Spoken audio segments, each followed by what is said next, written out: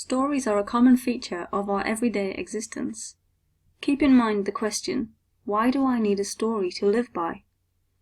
We have thought about why we tell stories, and will now think about the different types of stories we tell. This video investigates what makes a sacred story.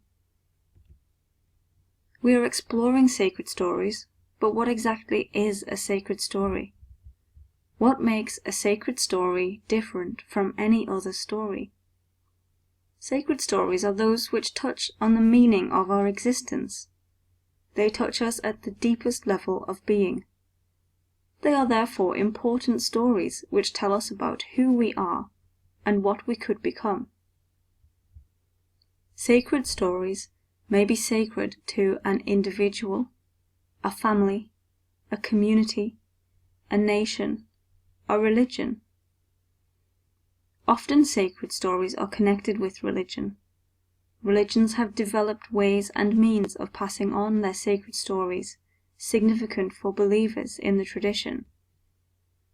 These sacred stories often have great authority in religion. Sometimes they are thought to be given by God. Some religions have written these stories down in sacred texts, whilst others pass them on through oral tradition, or by rituals such as body painting, rock painting, masks, or other ritual objects.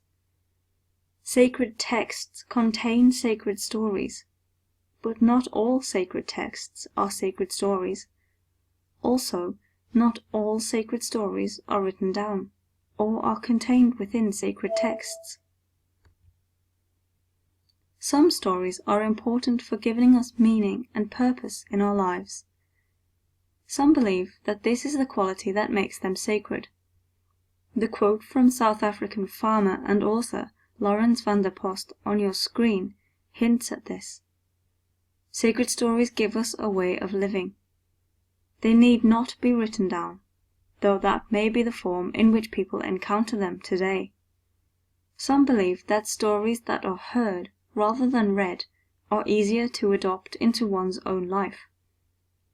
There may be a historical aspect to a sacred story. Sacred stories allow us to remember events and traditions, but more importantly, to apply them to our current context. In many ways, sacred stories are about mystery and wonder, and allow us to be open to new depths of meaning. Does it matter which language you tell your story in? If I told you a story in French, would you understand it? In some religious traditions, the language is seen to be of great importance.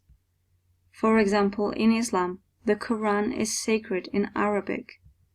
Muslims must learn to recite the Quran in Arabic, rather than read it in translation, say in English. This is a difficulty for many Muslims whose first language is not Arabic. Sacred scriptures in Judaism are written and read in Hebrew, a language which was used every day over 2,000 years ago, but declined and was kept alive only by Jewish tradition.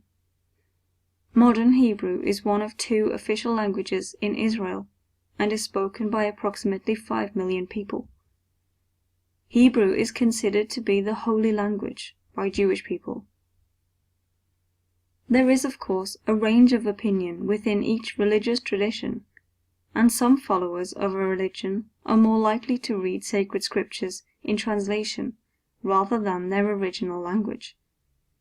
However, the majority of followers of Islam and Judaism will learn to speak and read the original language of their sacred texts in order to understand their sacred stories in the original language.